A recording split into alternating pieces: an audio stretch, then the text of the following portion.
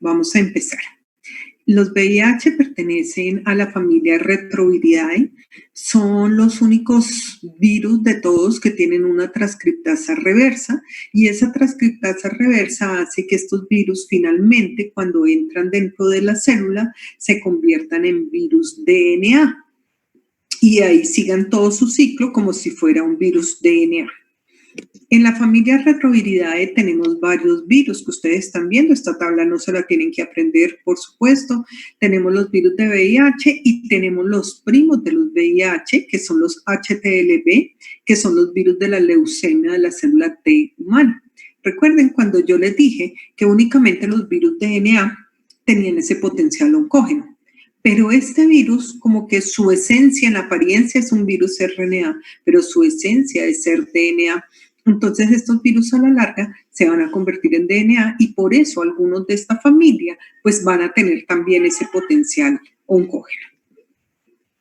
Estos son virus RNA, virus cubierto, tienen 2 copias de RNA y por supuesto tienen que tener 2 copias de RNA para convertirse en 2 copias de DNA y poder acoplarse con el DNA de la célula huésped, la transcriptasa reversa. Se dividen en 2 grandes grupos, los HIV-1, los HIV-2. Esas son las imágenes de microfotografía electrónica. El HIV-1 se divide en grupos, en subgrupos, en subtipos, pero pues no, lo tienen que saber. Producen la enfermedad conocida pues por todos como SIDA o síndrome de inmunodeficiencia humana adquirida. La epidemiología se calcula que por lo menos 1% de la población mundial está infectada. En África subsahariana es donde hay más casos de SIDA, con casi 20%, 1 en cada 4 personas está infectada. En África la mayoría son mujeres y hay un porcentaje importante de niños. Se considera que hay 16,000 infecciones cada día, 12 infecciones por minuto. La mayoría de los muertos los sigue poniendo en África y en un tiempo, pero no ahora, se consideró la primera causa de muerte en Norteamérica en la población joven, pero no ahora. Estos son pues cifras más antiguas porque esto cambió. Para el 2017 teníamos que había 36.7 millones de personas viviendo con el VIH en el mundo, una cifra similar de hombres y mujeres, desafortunadamente había niños, el 53%, solo el 53% tienen acceso al medicamento, que eso es muy bajo. Ahorita vamos a ver que hay unas metas para alcanzar ese tratamiento. Y acá está distribuido por países, por áreas, ¿sí? Donde ustedes ven que el continente africano es el que aporta mayor número de casos, con 25.7 millones de esos 36.7 millones que viven con SIDA actualmente, pues 25.7 millones los pone el continente africano. Se calcula que a la fecha de hoy aproximadamente unas 50 millones de personas se infectaron con el VIH. Eso es unos números muy bajos para hablar de una pandemia que empezó en los 80s. ¿Y cuánto llevamos? Dios mío, ¿cuánto llevamos? Como 40 años, qué barbaridad, no puede ser, no puede ser. Sí, casi 40 años desde que se evaluó esto.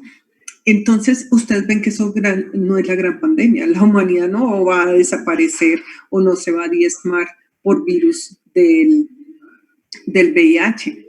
Entonces, perdónenme un segundito. Entonces, pues en realidad, para hacer tanto tiempo, pues es muy bajo. Además, el VIH, a diferencia de lo que tenemos hoy en día, perdón que tengo que contestar esta llamada. ¿Aló? Hola, Edgar. Entonces, acá vemos, ya estoy con ustedes, este otro mapa, donde estamos viendo nuevamente la distribución por el mundo. El rojo es el continente que más casos tiene y la prevalencia global es de el promedio es de 0.8%, pues es menor porque por allá en el 2000, a ese punto de corte teníamos casi 1% apenas. Entonces ha disminuido la prevalencia global un poco. Acá tenemos otra forma de presentarlo, de cuántos están viviendo con VIH por cada continente. Pues acá el mayor número lo tiene África. Nosotros estamos acá en Latinoamérica, donde tenemos 1.8 millones de personas, y en Colombia para el 2017, según las estadísticas, habían tan solo 150.000 personas viviendo con VIH, que es un porcentaje bajo.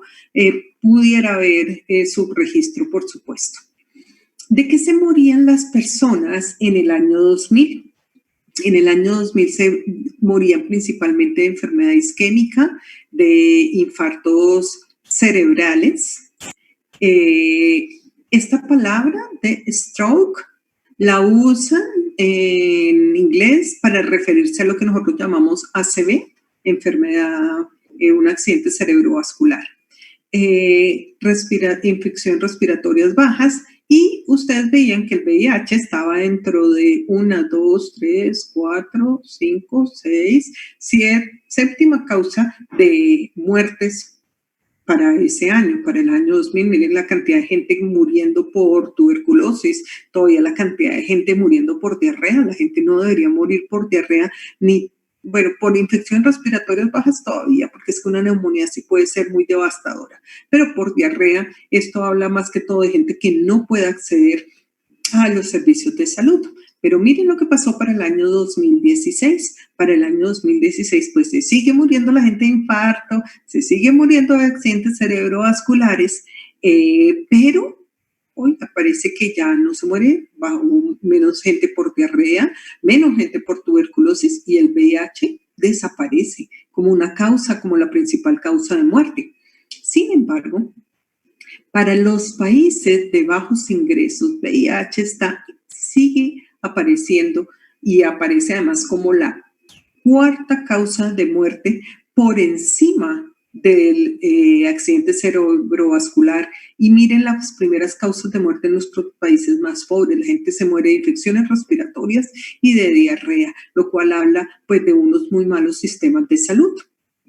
Entonces, por eso se crearon nuevas metas del milenio. Bueno, hubo unas metas del milenio, después esas metas del milenio pues fueron para el año 2000 y muchas no se pudieron cumplir. Entonces después se crearon unas cosas que se llamaban metas del desarrollo sostenible, una cosa así, que salieron para el 2020, y dentro de esas metas, que pues la meta está para el 2020, está esto, que llegar al 90% de las personas que sean conocedoras de que tienen el virus del VIH. Para ese momento estaba en 75%, que estén en tratamiento, apenas un 59% estaba en tratamiento para ese año, y llegar al 90% de personas que tengan supresión de la carga viral. Esto quiere decir que hay personas que tienen VIH, y si yo les hago una reacción en cadena de la polimerasa, no voy a encontrar VIH.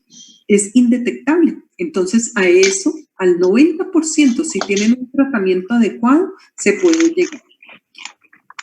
Acontecimientos principales. No pretendo que se sepan todo esto, ¿no? Pero miren, más o menos hacia 1926 se calcula que fue el momento en que el virus del VIH pasó de los monos al hombre. Lo que pasa es que los monos tienen un virus de inmunodeficiencia simiana, y en ese año se calcula que pasó del simio al humano y realizó la mutación. El problema de entrar en contacto estrecho con animales debía, ¿cómo lo puedo decir? Como de una forma no natural, ¿no? Como que está establecido que nos podemos comer y que no nos podemos comer. Entonces, comerse al mono, literalmente comerse al mono en todas las acepciones que puede tener la palabra comer, pues es que no es muy sano, que es lo mismo que pasó ahorita con el murciélago con esta pandemia. De manera retrospectiva, se estableció que en el año 59 se murió la primera persona por SIDA. Si bien pandemia fue reconocida en los 80, el virus se descubre en los 80, mirando de manera retrospectiva en algunas muestras de tejido que estaban almacenadas en África, se logró identificar como 1959 la primera muerte. En 1981 ya hemos hablado de qué es lo que llama la atención en la comunidad. Aumentan los casos de tuberculosis que venían por abajo, aumentan los casos de neumonía por neumocistis girovesi, aumentan los casos de sarcoma de Kaposi. Todo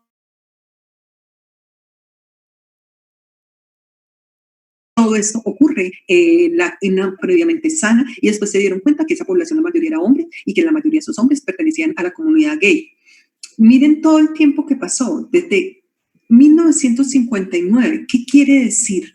Que el virus de VIH sale de África y que hacía mucho tiempo estaba circulando allá y que hacía mucho tiempo se estaban muriendo una cantidad de personas en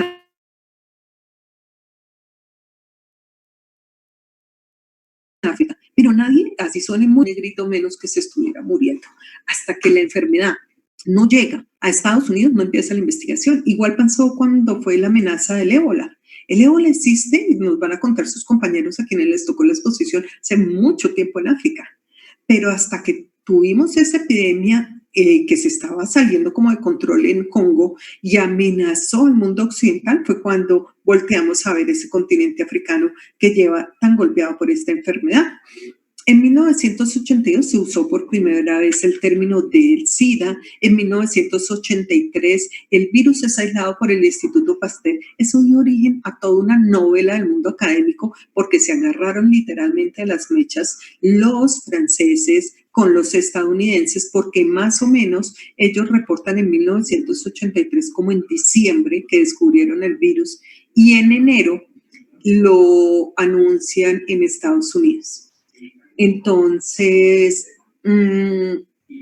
empezó la pelea de por quién se iba a llevar los honores de haber descubierto el virus, pero pues finalmente los que lo reportaron primero fueron los franceses. Acá tenemos en Estados Unidos en el 84, como en enero, febrero del 84, en 1985 ya se tuvo la prueba serológica para detectar VIH.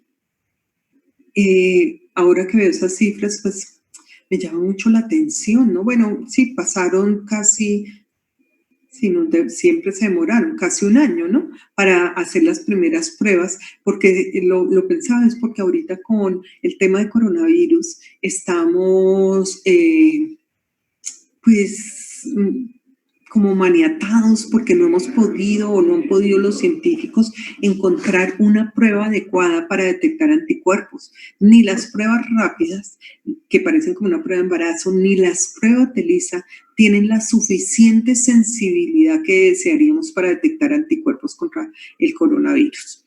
En 1987 ya teníamos el primer medicamento contra el VIH. Nuevamente, si comparamos, 84, 85, 86, 87, sí, fueron casi 85, 86, sí, casi 3 años esperando un medicamento para el VIH, y eso ocurría en la década de los 80, ¿no? Uno esperaría que 40 años después que estamos frente a este coronavirus, pues se debiera ir más rápido, pero desafortunadamente no ha pasado. 1993 tenemos la definición de SIDA. Unas personas del banco de sangre se fueron a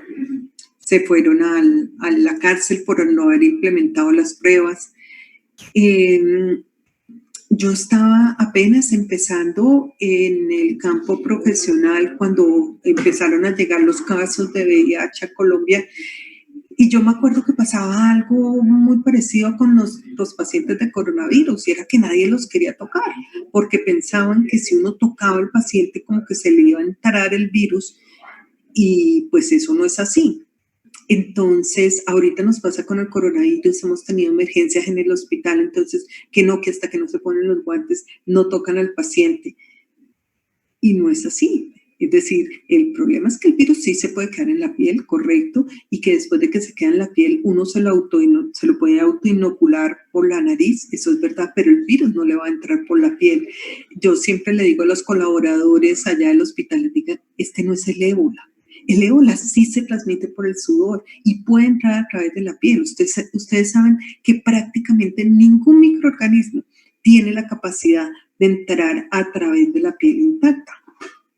Entonces, para tenerlo en cuenta, en 1996 se descubre que el sarcoma kaposi estaba ocasionado por un virus del herpes. ¿Qué más acá hay importante? Bueno, entonces llegamos a la estructura del VIH. Acá tenemos el VIH, muchos dibujos del VIH. Lo que hay que ver es que en todas las representaciones ustedes van a encontrar que es un virus cubierto. Cubierta, cubierta, cubierta, por acá cubierta. Y dentro aparece una cápside. Pero esta cápside es muy curiosa, porque es el único virus que no tiene una cápside de simetría icosaédrica, sino ustedes ven esto que representan en todos los dibujos como si fuera un cono. Acá tienen un cono. Perdónenme un momento.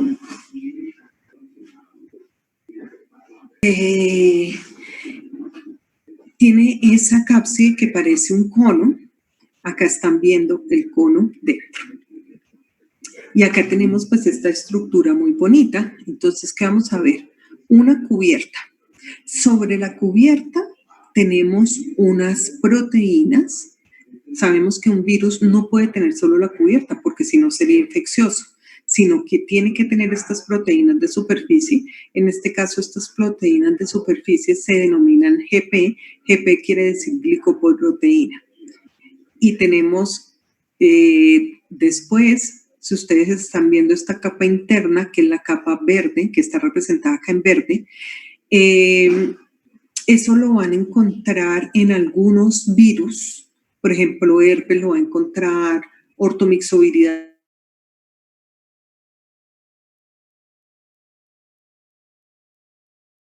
Unas proteínas de tegumento de matriz que ayudan a acoplar mejor la cubierta con la cápside. Y por dentro, entonces ya tenemos, acá se dibuja un cono. Volvemos para que quede claro, cubierta, proteínas de superficie, glicoproteína 120, acá tenemos el cono, acá tenemos las proteínas de matriz, el cono, y por dentro van a estar representadas las diferentes enzimas que tiene el virus. Todo se correlaciona con un gen. Cada proteína, como los virus como los seres humanos, tenemos unos genes que codifican para proteínas y otros genes que van a dominar el proceso de síntesis del virus, de apoderarse de la célula huésped. Vamos a estudiar los genes que codifican para proteínas. ¿Por qué los tenemos que estudiar si esta no es la clase de genética? Y porque a mí no me gusta enseñar tampoco cosas de básicas que de acá a 2 años por lo menos no les vayan a servir. Lo tenemos que hacer porque saber los genes es importante para poder interpretar algunas pruebas. Entonces vamos a empezar. Este virus, voy a hacerlo acá. Este virus, es que voy a escribirlos acá.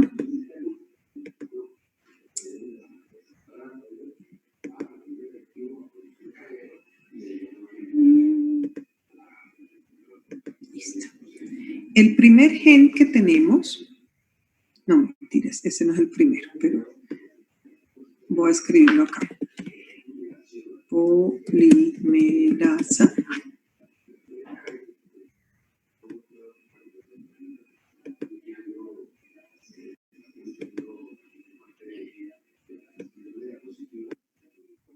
El gen de la polimerasa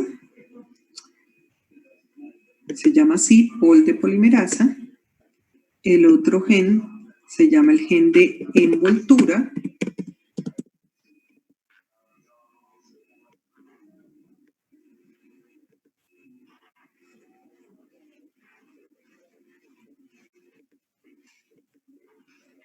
El gen de envoltura.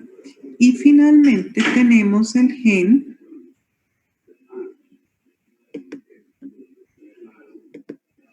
ya lo pongo grande, el que dice GAG, que es el gen de antígeno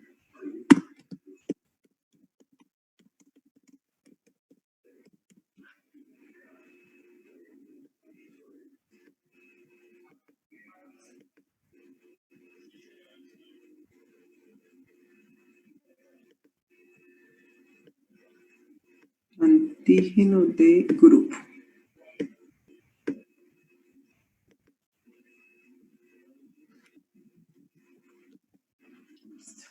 Entonces, tenemos el primer grupo de genes que son el gen ENV, que se denomina gen de envoltura, quiere decir gen de envoltura, que codifica para qué proteínas, para la proteína de superficie y para esta proteína que parece acá un palito, que se llama la proteína transmembranal, que se ancla, como su nombre lo indica, a la membrana.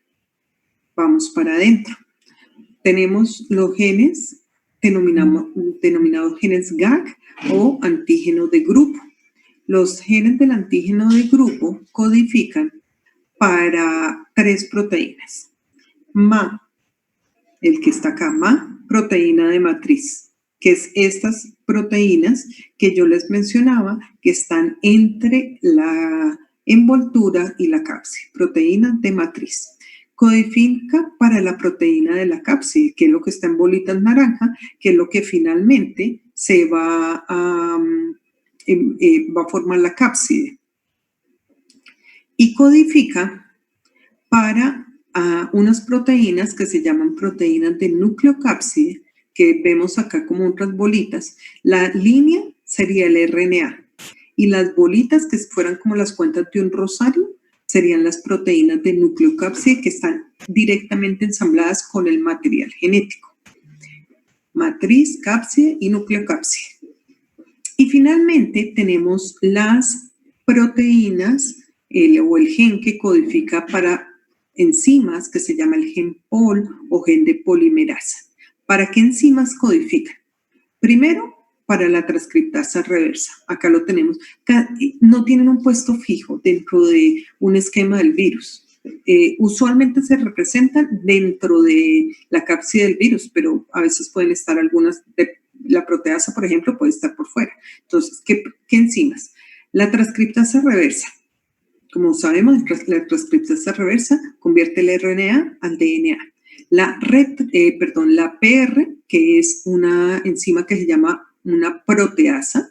La proteasa lo que hace es dividir las proteínas del virus, porque es que el virus sintetiza las proteínas como si fuera una cosa larguísima. Entonces después tiene que venir la proteasa y escindir para las proteínas individuales que tiene el virus. Y tenemos esta que aparece acá como IN o integrasa, representada por ejemplo acá con este triangulito dentro de la cápside.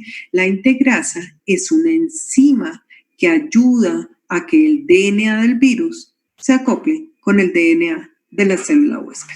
Entonces, genes de envoltura, genes de otras proteínas y genes de polimerasa. ¿Hasta ahí claro? Niños. Sí, señora. Sí, señora. ¿Los dormí? Yo sé que mi voz sirve para un insomnio, pero acá voy a colocar una nomenclatura que hay que saber. La proteína de la cápside, todos tienen una nomenclatura, ¿no? Un número que le ponen. Pero que haya que saber es esta, la proteína de la cápside. La proteína de la cápside se denomina o se conoce también como proteína P24. Es importante porque en las pruebas microbiológicas aparece P24. Entonces, proteína de la cápside o P24. También deberíamos saber, que no está acá,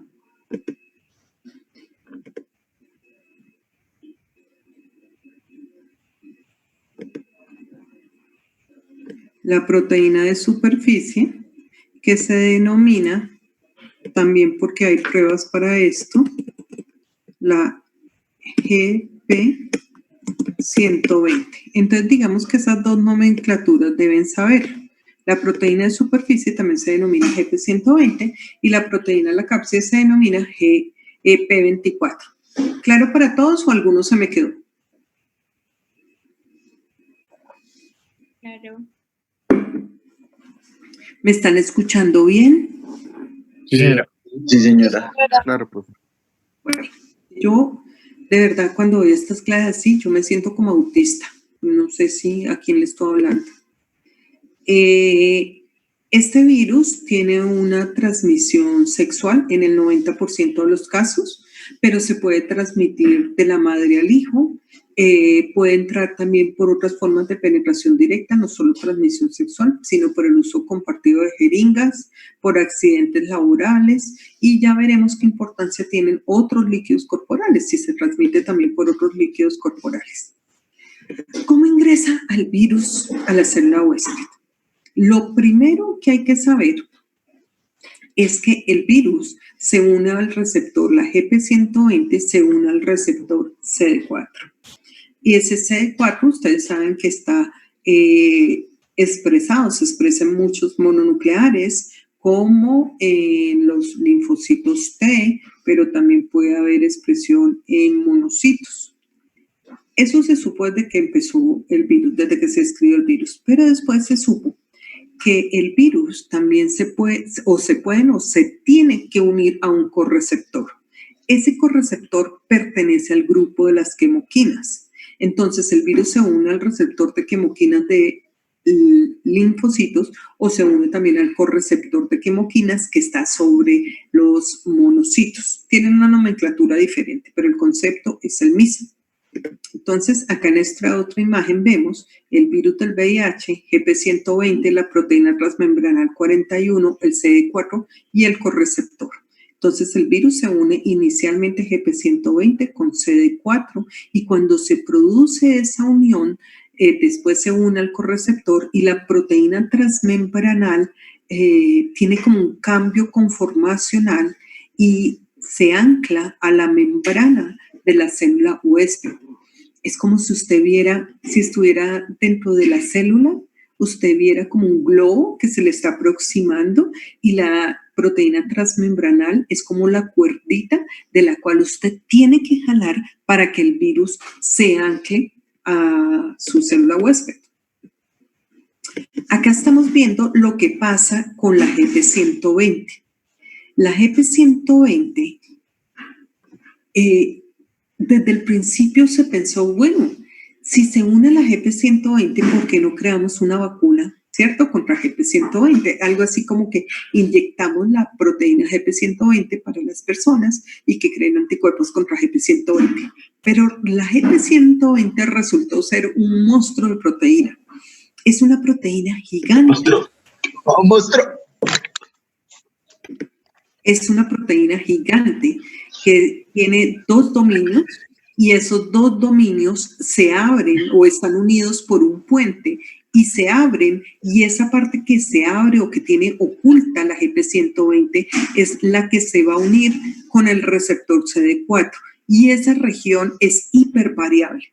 Y por ser hipervariable, pues no se ha podido encontrar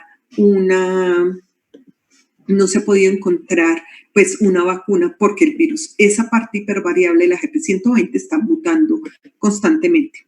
Acá tenemos el virus entonces entra en la célula huésped, tiene un proceso de desnudamiento donde pierde sus proteínas de superficie, tiene su transcriptasa reversa que hace que el virus pase de RNA a DNA. Cuando está libre el DNA, va al interior del núcleo. En el interior del núcleo, entonces interviene la otra enzima, que es la integrasa, para acoplar los dos DNA de célula y virus. Después viene la síntesis de RNA para hacer sus propias proteínas. Acá extraerá la proteasa para dividir esas proteínas. Después viene una fase de integración de las cápsides con copias del material genético y el virus, al salir, se roba literalmente un pedazo de membrana de la célula que está atacando. Ustedes van a ver En todos los virus envueltos que el virus no puede sintetizar membranas bilipídicas, entonces se roba membranas bilipídicas, ya sea de la membrana citoplasmática o del núcleo del virus. Y en parte la célula se ve tan lesionada porque cada vez que le quitan un pedacito de membrana le va haciendo huecos, y esa es una de las causas por las cuales el virus va a destruir la célula. Voy a mostrarles acá un video. Voy a ir por acá, yo tengo uno, no sé si este me abra.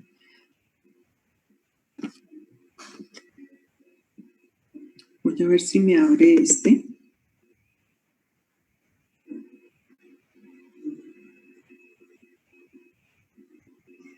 Targeting HIV replication. ¿Lo están viendo? The replication of HIV No, señora. No, No, profe. señora. Profe. step is crucial to successful replication and is therefore a potential target of anti. ¿Ni lo están escuchando? Escuchando, sí. Listo, ya voy.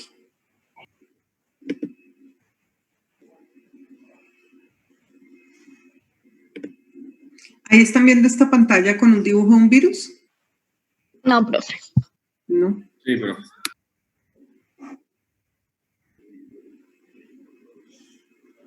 ¿Qué será que pasa acá?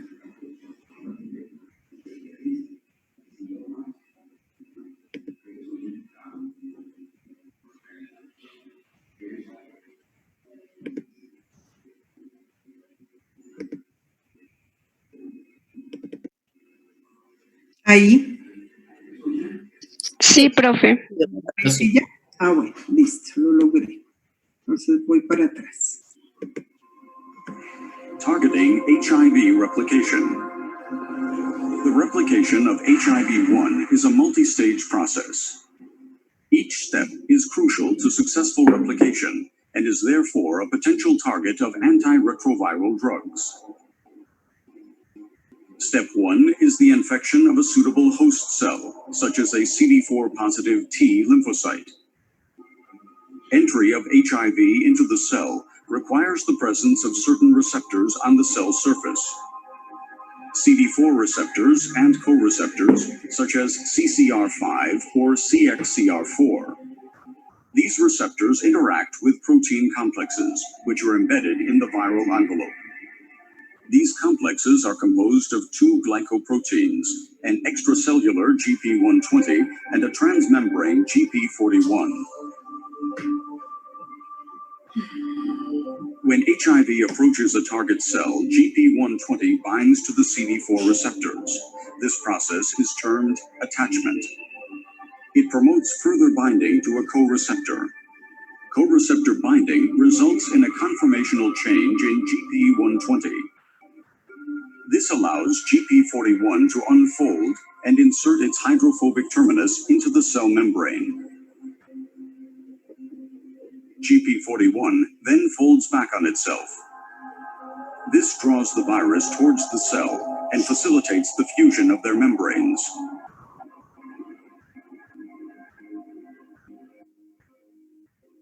The viral nucleocapsid enters the host cell and breaks open, releasing 2 viral RNA strands and 3 essential replication enzymes: integrase, protease, and reverse transcriptase. Reverse transcriptase begins the reverse transcription of viral RNA. It has 2 catalytic domains: the ribonuclease H active site and the polymerase active site. Here, single-stranded viral RNA is transcribed into an RNA-DNA double helix. Ribonuclease H breaks down the RNA. The polymerase then completes the remaining DNA strand to form a DNA double helix. Now, integrase goes into action. It cleaves a dinucleotide from each 3' end of the DNA, creating 2 sticky ends. Integrase then transfers the DNA into the cell nucleus and facilitates its integration into the host cell genome. The host cell genome now contains the genetic information of HIV. Activation of the cell induces transcription of proviral DNA into messenger RNA. The viral messenger RNA migrates into the cytoplasm, where building blocks for a new virus are synthesized. Some of them have to be processed by the viral protease. Protease cleaves longer proteins into smaller core proteins. This step is crucial to create an infectious virus.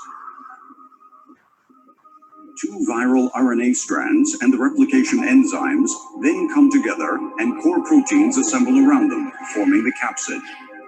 This immature viral particle leaves the cell, acquiring a new envelope of host and viral proteins. The virus matures and becomes ready to infect other cells. HIV replicates billions of times per day, destroying the host's immune cells and eventually causing disease progression. Drugs which interfere with the key steps of viral replication can stop this fatal process. Entry into the host cell can be blocked by fusion inhibitors, for example. Inhibition of reverse transcriptase by nucleoside inhibitors or by non-nucleoside reverse transcriptase inhibitors is part of standard antiretroviral regimens. The action of integrase can be blocked.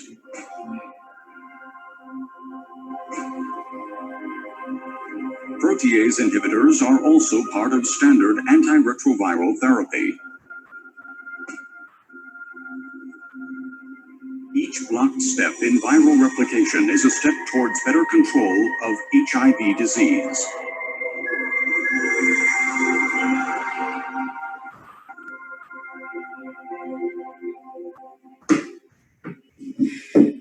Bueno, entonces yo creo que este video es lo suficientemente claro, ¿cierto? ¿O no? Sí, profe. Sí, profe. ¿Qué les pasa que los veo como deprimidos? ¿Están deprimidos? Sí, profe. ¿Sí? ¿Están deprimidos? Cuéntenme qué les pasa. ¿Qué más les aqueja? ¿Por qué están tan deprimidos?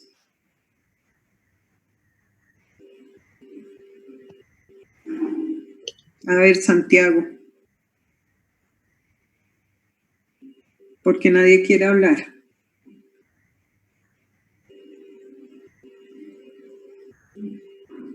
Juan José. ¿Dónde está Juan José? Ni siquiera habla Juan José. Y me da que pena, es que se trabó mi internet, señora. Que porque los veo como tan deprimidos, como que nadie quiere hablar, los que hablan parece que acabaran de llorar. Tú que hablas más con ellos, ¿qué les está pasando? Pero yo creo que es también nuestra carga porque ya la otra semana arrancamos pues seminarios, los parciales, y no sé, pues, no sé, no sabría decirte. Que infiero que puede ser eso. Claro, pero eso siempre lo hemos tenido, ¿sí? Empiezan los seminarios de micro, la jornada cultural de genética que me imagino este semestre la tuvieron que cambiar, ¿cierto? Doc, pues la doctora la aplazó para la última. Si hay posibilidades para el mes que tiene un tópico de reponer los espacios de práctica en general de toda la universidad, que sería después del 31, puede que la hagamos esa semana, pero sí la cambió completamente porque pasamos pues de como las obras de teatro y todo eso a un cuento narrado con base al tema de este año. Ok, ¿y qué es lo que ha planteado la universidad? Porque no, a mí no me lo habían dicho, de reponer algunos espacios de práctica. Sí, señora Doc. El lunes tuvimos reunión de consejo estudiantil y pues se habló del tema y lo que pues ya se definió es que pues prácticamente nosotros pues todos los estudiantes de primero a décimo se quedan en las casas hasta el 31 de mayo, pues hasta que probablemente pues termine la contingencia. Una vez pues ya se pueda volver a la universidad, se estipula que entre 3 semanas a un mes, hasta la primera semana de julio, se repondrían pues lo que son las rotaciones de los de clínicas y pues puede haber la posibilidad de reponer los espacios prácticos de ciencias básicas. Lo que para nosotros sería pues como algunos laboratorios de genética, pues sí, pues algunos laboratorios de microbiología y las autopsias de patología. Eh, para así nos darían como 15 días de vacaciones máximo para poder estar iniciando a mitad de julio. Y si por alguna razón se llega a alargar la contingencia, el plazo máximo de ingreso al semestre, pues al 2022, sería el 1 de agosto. Y saldríamos a vacaciones el 20 de diciembre. Ok. Pues no sé qué decir. Pues yo pienso que ustedes de cuarto, lo único que les harían falta serían las autopsias, pero las autopsias, digamos, no se pueden reponer, porque no es decir, vamos a tener 2 semanas de práctica y en esas 2 semanas van a hacer autopsias todos. No, tal vez lo pueden cuadrar a mi modo de ver de una mejor manera y es cuando estén en quinto o incluso en sexto, porque cualquier momento es bueno para aprender. Pueden sacarlos de su escenario de práctica, de donde estén, y decir, tienen autopsia, y van y hacen las autopsias, porque pues así en 2 semanas es difícil que haya autopsias para todo el mundo. En cuanto a los laboratorios, pues nosotros hemos hecho todos los laboratorios, más o menos, pues mostrándoles todo lo que debieron haber visto. Entonces, pues podríamos hacer más bien como un repaso o algo, pero desde mi materia,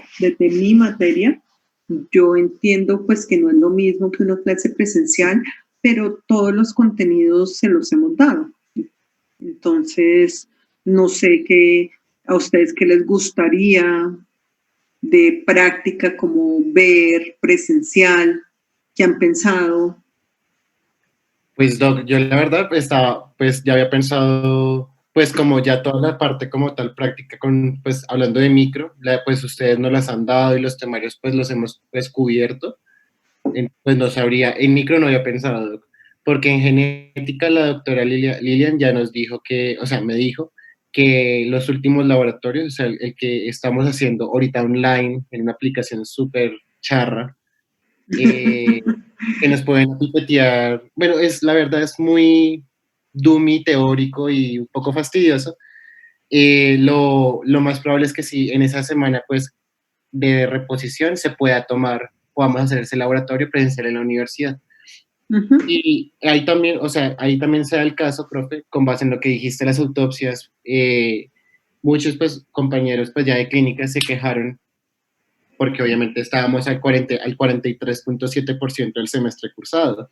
Entonces les faltaba gran parte de sus rotaciones y eso.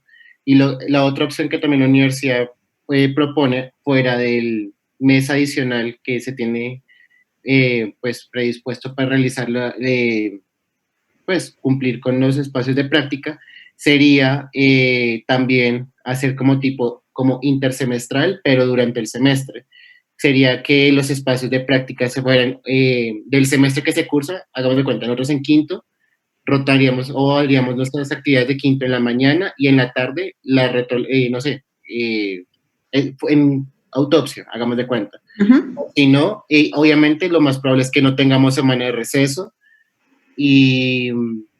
o si no, también se seguiría como reponiendo los espacios prácticos durante todo el semestre, inclusive si es necesario, sería pues también usar las vacaciones de diciembre. Pero pues nosotros como no tenemos tantas cosas prácticas, dudo que pues tengamos pues usar Sí. tanto tiempo. Pues yo de micro, desde lo que yo pienso, por eso te preguntaba a ti qué habían pensado, desde lo que yo pienso de micro, yo creo que quedaron bien cubiertos. Si acaso había una práctica que nosotros hacíamos que era de flora normal, donde todos se cultivaban alguna parte del cuerpo y a la siguiente práctica veíamos que habían cultivado. Eso como que sería lo que quedaría faltando, pero de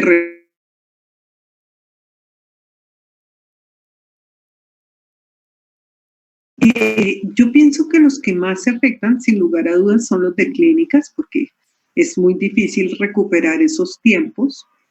Desde mi opinión, pero es mi opinión, es de mi conocimiento, de lo que puede pasar hasta el momento, he vaticinado bien. Yo no considero muy prudente, esto va a demorar, ¿sí? Esto no se va a ir, disminuirán los casos. Bueno, acá no van a disminuir los casos, porque lo que está haciendo Colombia, yo siempre lo ejemplifico como si fuera que uno estuviera jugando a la lleva, como ese juego del colegio, y cada uno está metido detrás de una columna, y nadie empezó a jugar, porque todo el mundo está metido detrás de una columna. Entonces, decir que Colombia le está yendo muy bien, pues sí, le está yendo muy bien porque nos encerramos muy temprano y no hemos empezado a jugar. Pero no nos podemos quedar indefinidamente encerrados. Entonces, yo pienso que va a haber un aumento de los casos y debe ser así, porque además entre el 60 y el 70% nos tenemos que infectar. Entonces, tiene que haber un aumento de los casos. Los casos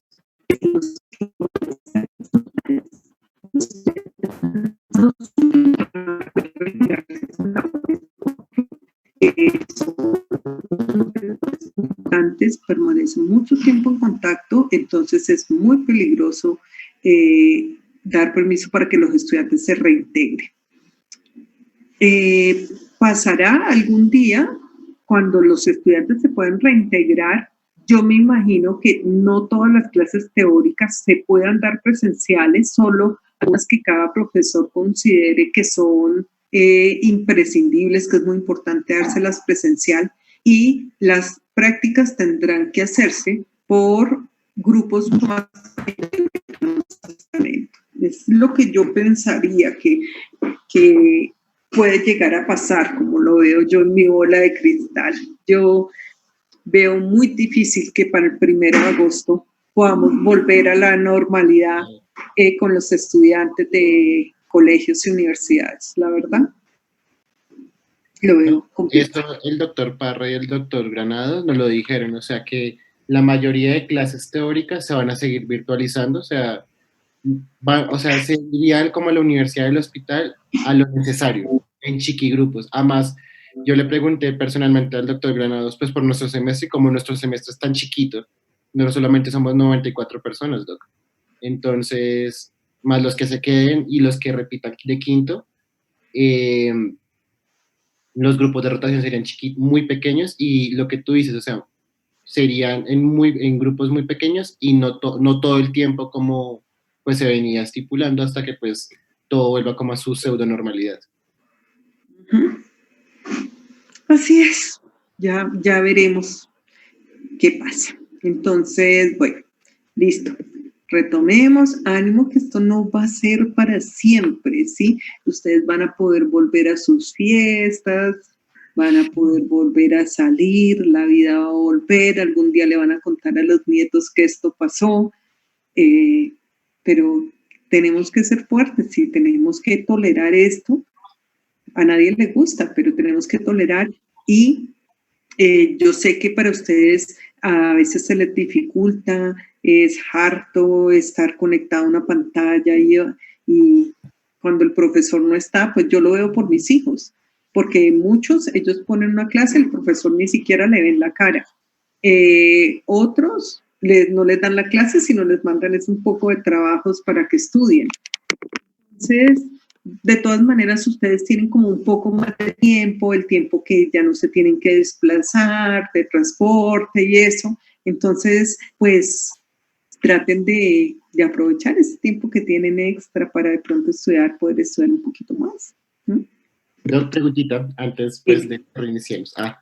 Desde tu opinión profesional y personal, ¿tú crees que la cuarentena la extiendan más del 11 de mayo? Yo creo que sí, se extenderá, irán saliendo como grupos económicos de manera paulatina. Pero ustedes, definitivamente, ustedes no van a poder salir. Ustedes no van a poder salir. Porque ahorita que empiecen a salir los obreros, que empiecen a salir como cierto sector productivo, van a aumentar los casos. Porque ahí sí nos vamos a exponer. Es que ahorita nos están exponiendo. Entonces, sí se va a prolongar la cuarentena para muchos grupos. Ustedes, niños, prepárense para estar encerrados de acá hasta agosto. Prepárense psicológicamente para eso. Que de acá a agosto no van a poder salir. Si acaso les darán el permiso ese de salir a tomar el sol, porque yo me imagino que ya todos parecen un personaje de Crepúsculo. Entonces, si acaso los tendrán el permiso para salir cerca a su casa y caminar un rato, pero no más. Lo siento mucho por ustedes. Pero ustedes son un peligro es para los demás. Así suene muy cruel, ¿sí? Porque a ustedes lo más probable es que les vaya muy bien, ustedes están en una población de bajo riesgo, pero donde uno de ustedes se infecte en un salón de clases son 80 personas infectadas y si cada uno infecta a uno o a dos, se lo van a llevar a toda su casa, a una cantidad de gente. Entonces, esa es la razón para tenerlos a ustedes encerrados. No porque a ustedes les vaya a ir más grave, sino porque son vectores de la enfermedad.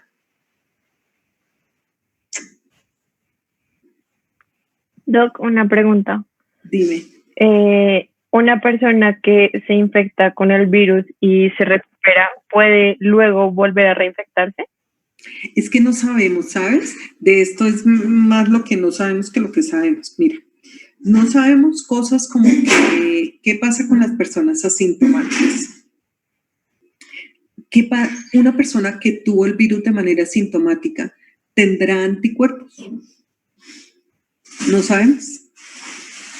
De pronto, pero yo creo que los chinos sí lo saben. Lo que pasa es que ellos no sueltan la información, porque ni siquiera el problema es del mandarín, porque uno le pone Google y lo traduce, pero no sueltan la información.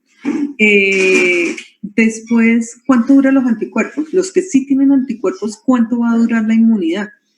El virus ha mutado como 30 veces, 6 tipos de espículas están diferentes.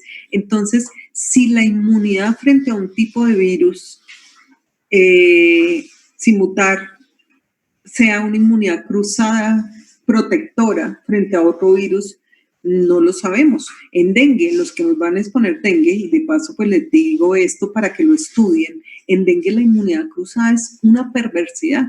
En dengue la inmunidad cruzada produce más daño que protección. Esas personas que ustedes oyen que tenían la prueba negativa y que después otra vez positiva, lo que pasa es que las pruebas también son de muy baja sensibilidad. Detectan el virus solo en 60, 70% de los casos. Entonces es probable que alguien lo tenga negativo y después otra vez positivo, no necesariamente porque se haya reinfectado, sino porque la prueba no fue capaz de detectarlo. Gracias, Doc. Doc, y otra pregunta. ¿Tú crees de que este año se pueda reactivar las salidas internacionales? ¿Dónde se va luego? Yo creo que es probable que para diciembre sí hayan vuelos ya internacionales. Para diciembre sí lo veo probable.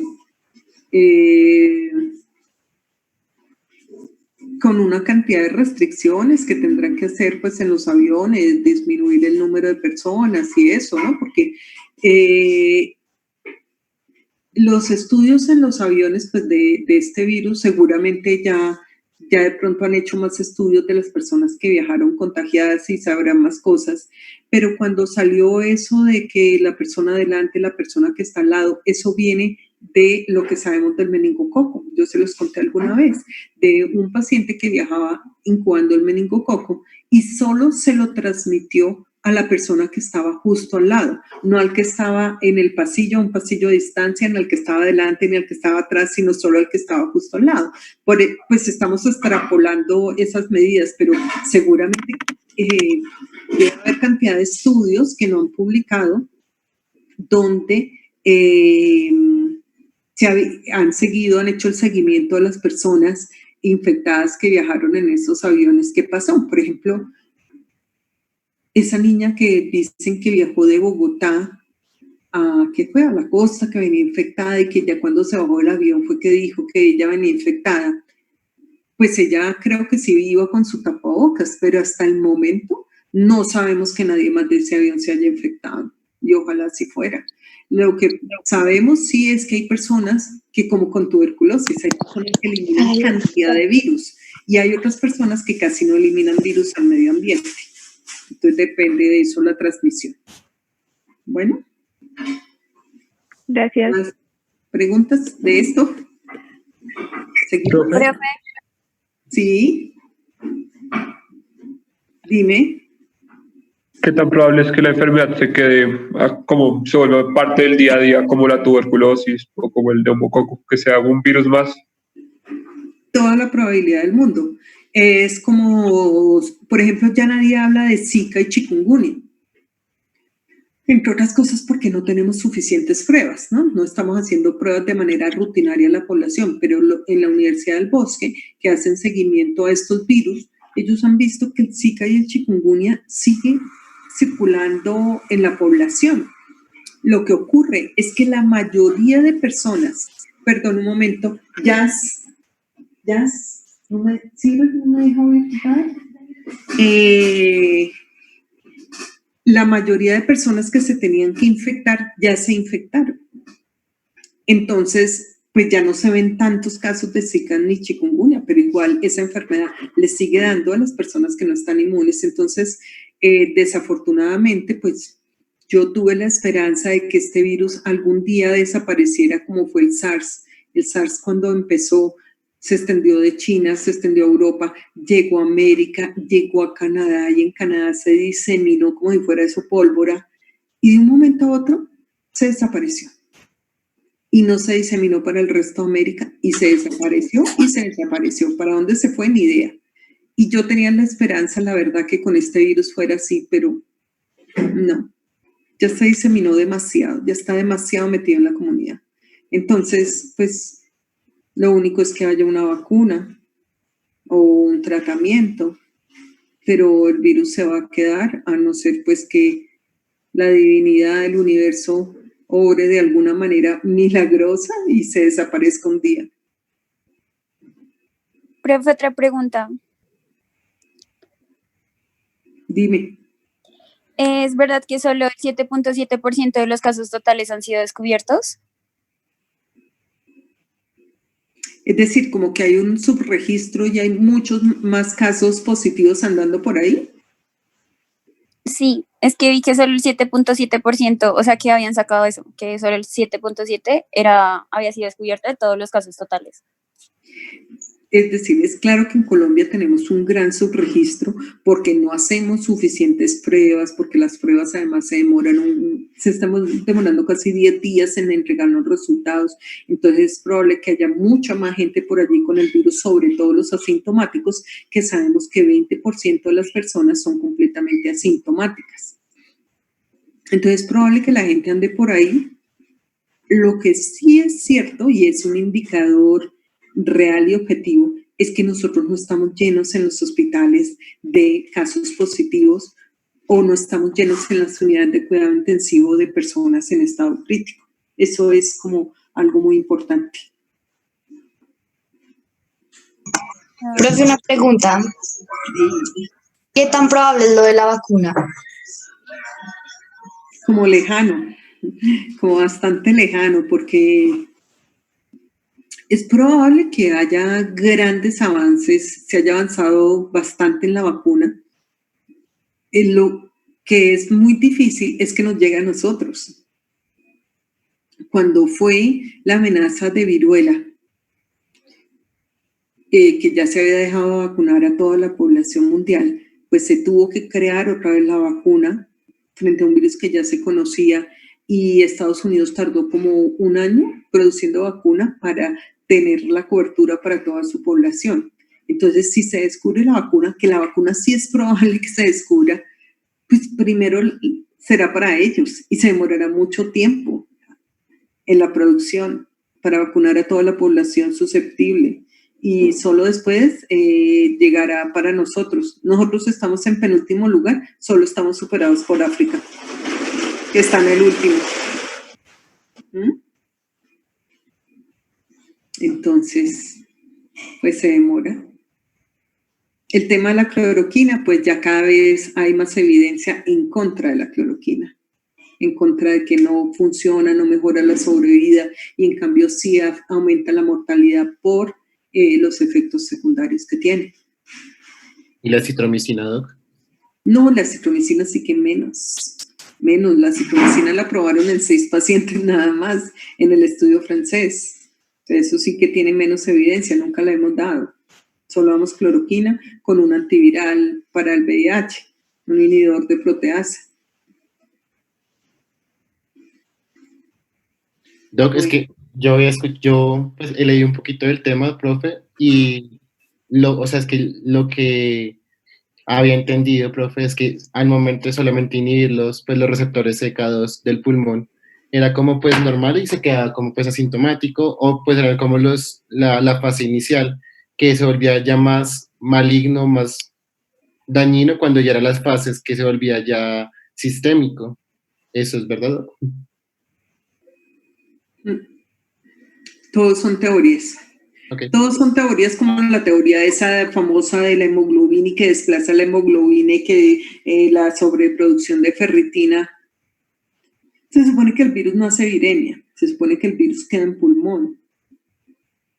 Entonces no hay estudios así muchos que confirmen que el virus se está diseminando por sangre. Hasta este momento nosotros no consideramos que la sangre de un paciente sea infecciosa.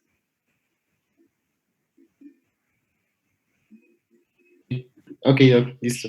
Gracias.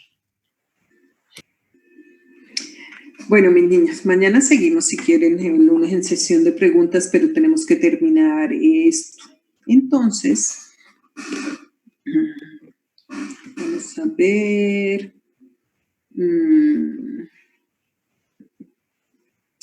Esta parte es importante y es el curso natural del VIH. Tienen la pantalla, ¿cierto? Esta gráfica, todos la están viendo. Sí, señora. Entonces, Sí, tenemos un eje Y donde dice recuento de células CD4, usualmente se da células por mililitro, y en el eje de las X tenemos un tiempo dividido en semanas y años.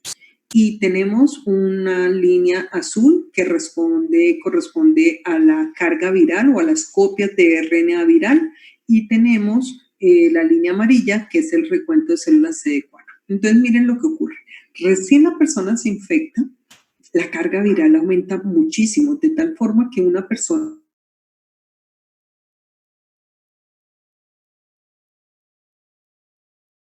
y hacia el final de la enfermedad. Recién se infecta, más o menos a las 8 semanas, su CD4 disminuye muchísimo. Pero después, ¿qué pasa después de las 8 semanas? La carga viral empieza a disminuir, los recuentos de CD4 empiezan a aumentar. Nunca el recuento de CD4 vuelve a ser normal.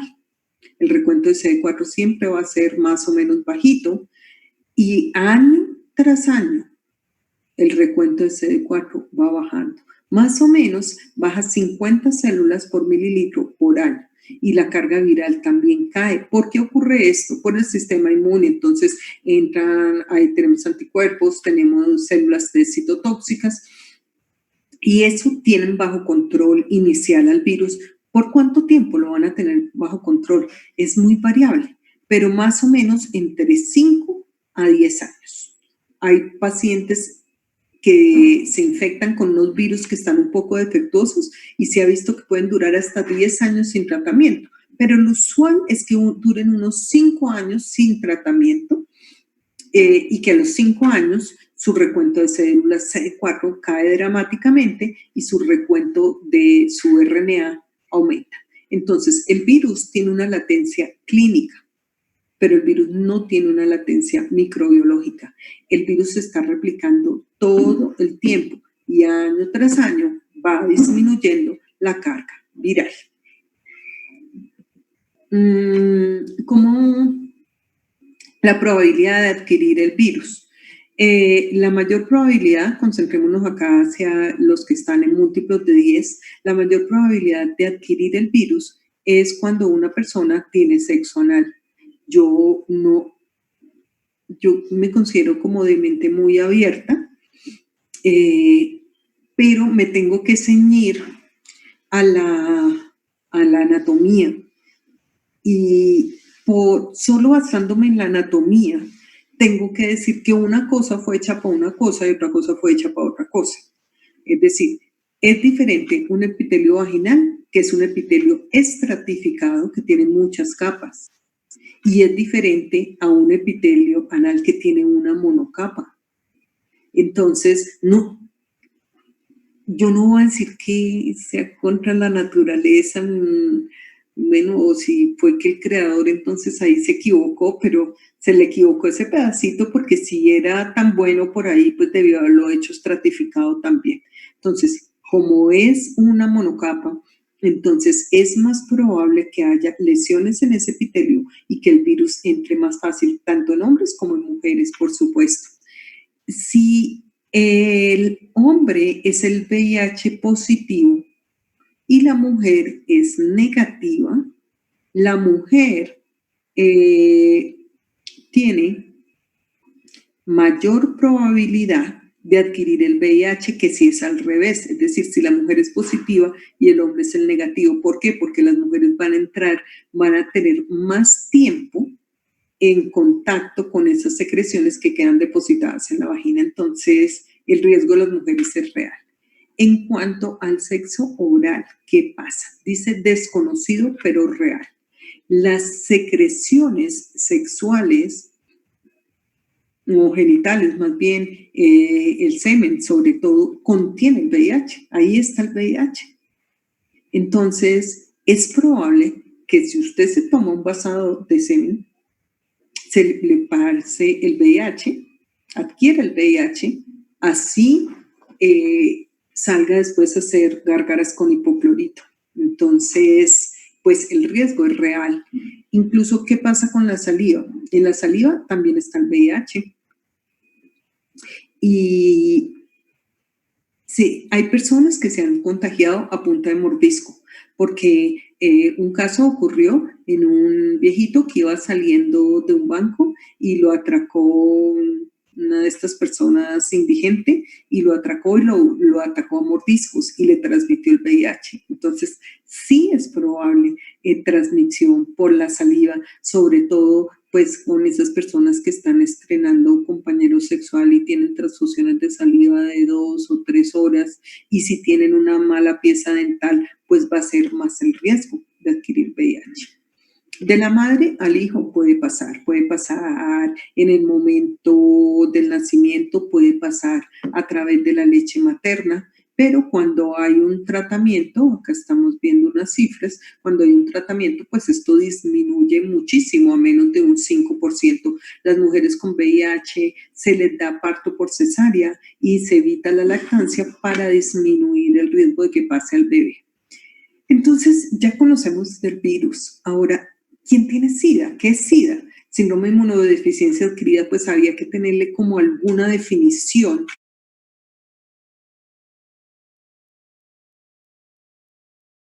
Y esta es la definición que se hizo en las categorías de la enfermedad A, B y C. Ya ahorita veremos quién está en cada categoría. Y hay un recuento de VIH, mayor de 500, de 200 a 500 y menor de 200.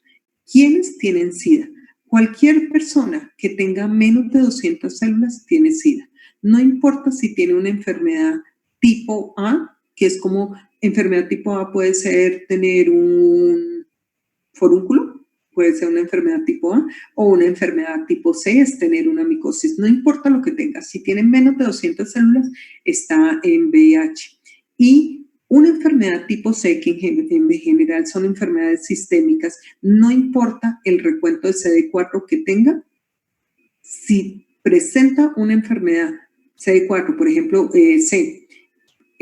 tú tienes una tuberculosis, su recuento de CD4 está más de 500, igual se va a considerar SIDA. Entonces, repito, SIDA es toda aquella persona que tiene un recuento de células menor de 200 o que tiene una enfermedad bajo la categoría de enfermedad tipo C.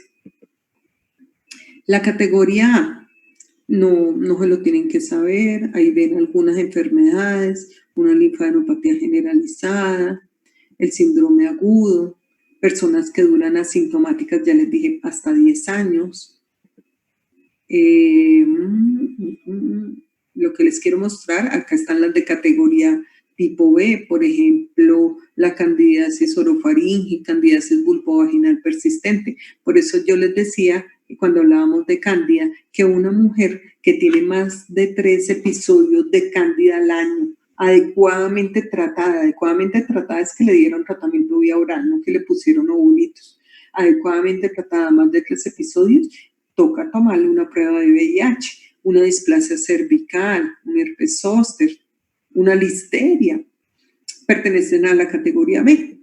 Lo que quiero que tengan más presente son las que están en la categoría C, porque nos pasa a nosotros con frecuencia en el hospital que nos llegan pacientes con esta enfermedad y ni ellos mismos sabían que tenían VIH. Entonces, miremos qué enfermedades son.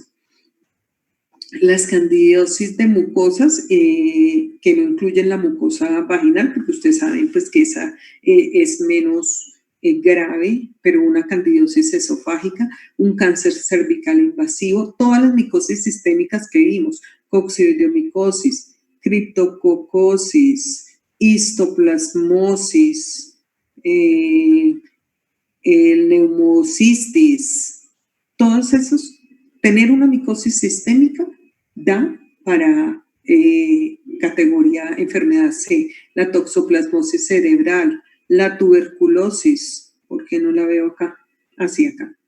Enfermedades por micobacterias incluyendo tuberculosis. Entonces, candidiosis invasiva, micosis sistémicas, neumonía por neumocistis, tuberculosis, linfoma de Burkitt, linfoma primario de cerebro. Recuerden que uno puede tener linfoma y tener metástasis al cerebro, pero tener un linfoma primario de cerebro es muy raro. Entonces, para que tengan todas esas, como que tengan ese grupito por lo menos de enfermedades, el sarcoma de Kaposi, las tengan en su cabeza para que tengan claro cuáles categorías. Sí. Se me olvidó mencionarles en el modelo del VIH que les di de los genes y la estructura todos los años, y yo les digo, se los anticipo, dice que mi conexión a internet es inestable, todos los años se los anticipo porque me interesa que lo aprendan, que les hago una pregunta sobre la estructura de VIH en el examen final.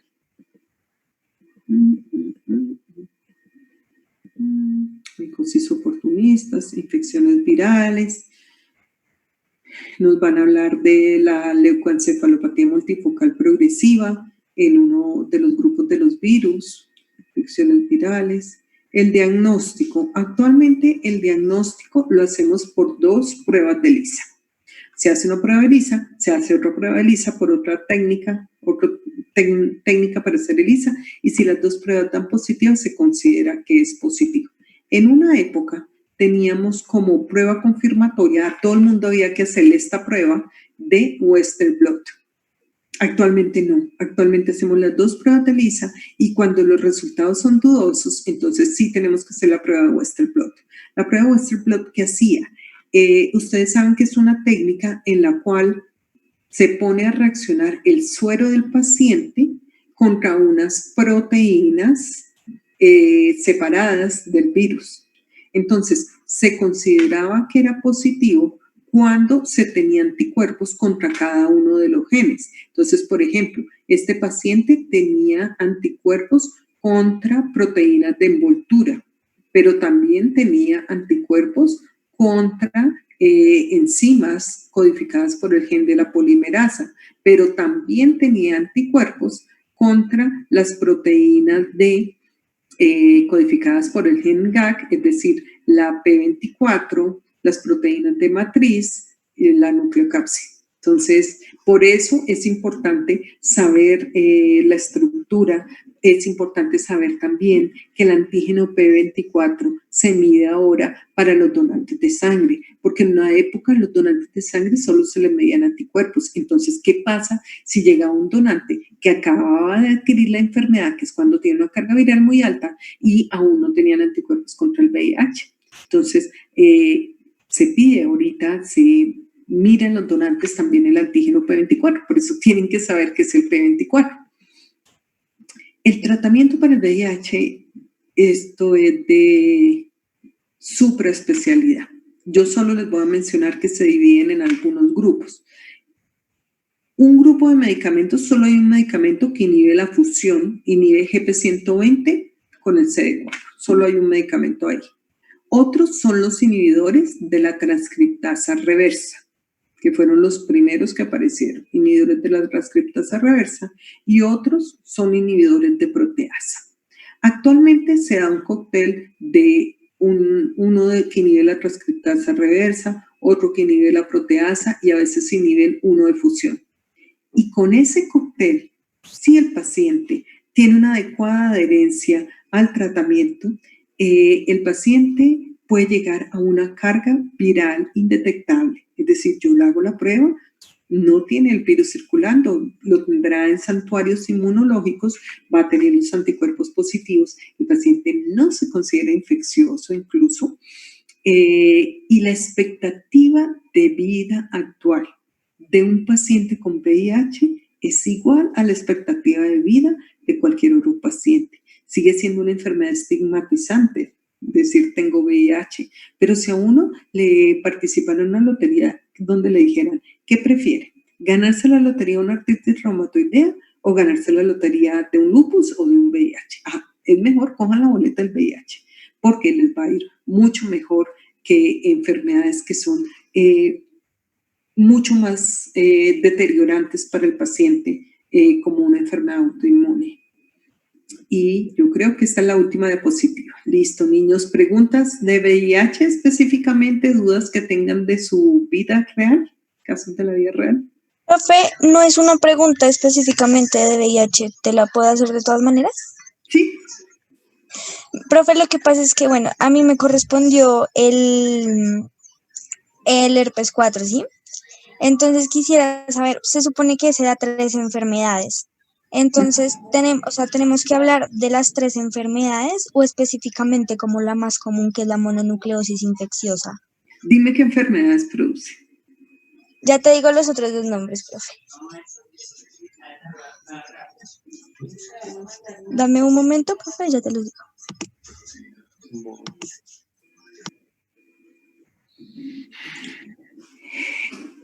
¿Quién es tu herpes 4? ¿Cómo se llama el virus de herpes 4? Epstein-Barr. El virus de Epstein-Barr, correcto. Entonces, sí tienen que hablar de las enfermedades que produce, porque el virus produce... no, estoy confundiéndolo con citomegalovirus. Entonces, hablar de mononucleosis infecciosa, ¿y qué otras enfermedades tienes allí? Dice la leucoplasia vellosa oral y las enfermedades linfoproliferativas inducidas por el virus de Epstein-Barr. No, solo habla del linfoma de Burkitt, pero no más. Nada más. Listo. A nombrarlas para que se sepa que hay más, Sí, pero solo sí, pero no más. No más. La mononucleosis infecciosa. Recuerden que todo debe ser muy concreto. Concreto no quiere decir que mi conocimiento se limita a las 2 diapositivas que puse. No, mi conocimiento es total, el conocimiento de ustedes es de todo, yo les puedo preguntar cualquier cosa, pero lo que traen son 2 diapositivas, 3 diapositivas, bueno, lo que sea, pueden ser algunas más, muy concreto. Pero lo que no pueden pretender es que todo lo que leyeron lo pongan en las diapositivas, porque esto se convierte en una locura. Bueno, es preferible que omitan información, que yo se las pregunte y ustedes lo sepan, no hay problema. Lo que sí tienen que poner son imágenes, no perdono que no pongan imágenes de lo que es, no perdono que no pongan diapositivas de vacunas, de cuál es la vacuna, diapositiva de qué es el tratamiento. Dime. Ahí también venía una pregunta mía en torno pues a la vacuna de la varicela, profe. Sí. También le tenemos que dar un enfoque más como la vacuna en Colombia desde que se autorizó en el país en el 2015 o cómo, profe. O sea, es que ando un poquito perdido con esa parte de la vacuna. No mencionar ese dato como que se incluyó en el PAI en el 2015, imagínate. ¿Y la vacuna desde cuándo fue creada? Desde 1998, no sé, es otra cosa. Sí, debe estar alrededor del 98 o un poquito antes. Imagínate desde todo el tiempo. 1996, desde 1996. Exacto. Entonces, imagínate todo ese tiempo.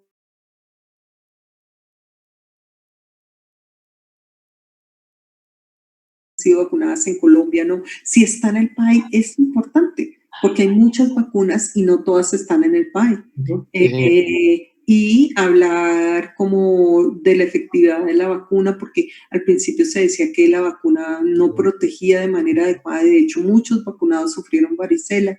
Y recuerda, muy importante en el grupo de ustedes diferenciar, una cosa es la vacuna de la varicela, otra cosa es la vacuna del zóster. Y porque si es un mismo virus, ¿cierto? El virus de la varicela zóster, porque hay dos vacunas diferentes. ¿Cuál es la diferencia? Entonces, eso es importante. Listo, Doc, sí, señora. Doc, y otra preguntita, es que era también en torno a la vacuna. También podemos colocar o hablar sobre los diferentes instancias de aplicar la vacuna, o sea, en niños inmunosuprimidos o en niños que sufrieron trauma o simplemente que son diferentes vacunas.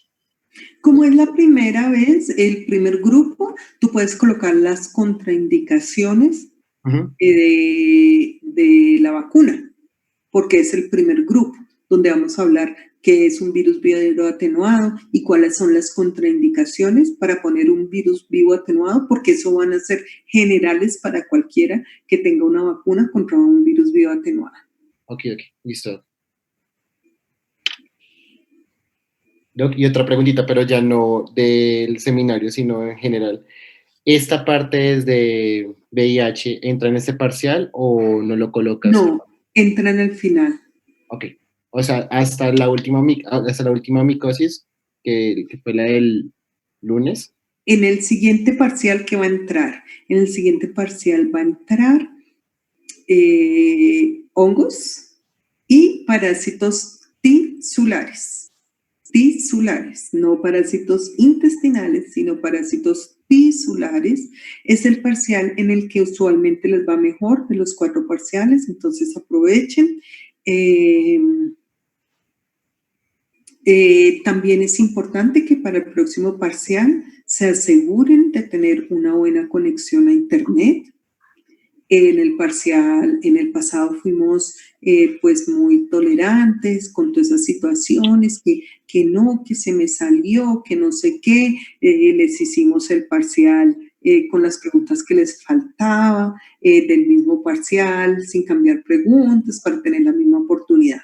Pero en este parcial, el que me diga que no lo pudo completar, que todo ese poco de historias que no ocurren usualmente un jueves por la noche, que están presentando un quiz, pues se les repite el parcial, pero será un parcial completamente diferente. Entonces, yo les aconsejo que busquen, vayan donde un vecino, no sé, qué puedan hacer, la verdad, para tener una mejor conexión a internet y aprovechar la ganga del parcial que viene y no se tengan que hacer un parcial diferente. Bueno, muchas gracias. Y para el final, porque siempre me preguntan qué entra al final va a entrar los virus con todas estas exposiciones que van a tener y van a entrar pues las bacterias que no vimos como de una manera un poquito más puntual, pero van a entrar como los conceptos generales que queremos que se hayan llevado. En el laboratorio van a estar reemplazando flora normal respiratoria, intestinal, todo. Entonces, por ejemplo, preguntas del final. No preguntamos el detalle de patogenia, factores de virulencia, nada de eso, pero sí la correlación entre el caso clínico y el GRAM, porque desde la primera clase les dije, el GRAM es lo primero que vamos a tener. Entonces, una pregunta del parcial puede ser, un paciente con una meningitis, tienen líquido cefalorraquídeo Diplococos gram negativos. ¿Cuál es el agente etiológico más probable? Entonces, meningococo. Tenía un bacilo gram negativo, agente etiológico, Haemophilus. Tiene Diplococos gram positivos, un Streptococcus pneumoniae. Una mujer que tiene una secreción vaginal, se observan levaduras, cándida, se observan células clave, Gardnerella. Entonces, ese tipo de cosas generales es las que deben saber como de las enfermedades más frecuentes. ¿Cuáles son las enfermedades más frecuentes? Pues las meningitis, las neumonías, las diarreas, las secreciones vaginales anormales, las enfermedades de transmisión sexual, de ese tipo de cosas, ¿sí?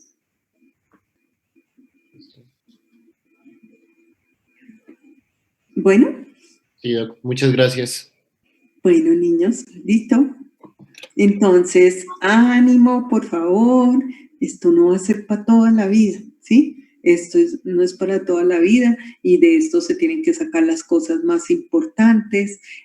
Yo les pongo mi caso, ¿sí? A mí me han encantado siempre los chiros, las carteras, los zapatos, eso me ha apasionado siempre.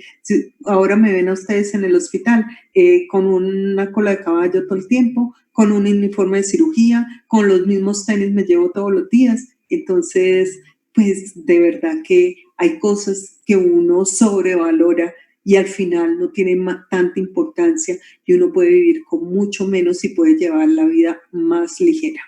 Bueno. Bueno, doc, sí, señora. Bueno, niños. Doc, mañana vamos a tener tutoría.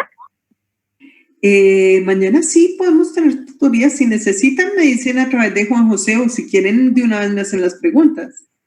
Porque mañana estoy de trasteo en el hospital, estoy moviendo los pacientes de hematología para un lado, bajándolos porque vamos a dejar arriba en fundadores ya todos los pacientes COVID. Entonces, pues voy a estar un poquito ocupada, pero dime, ¿tienes ahorita preguntas?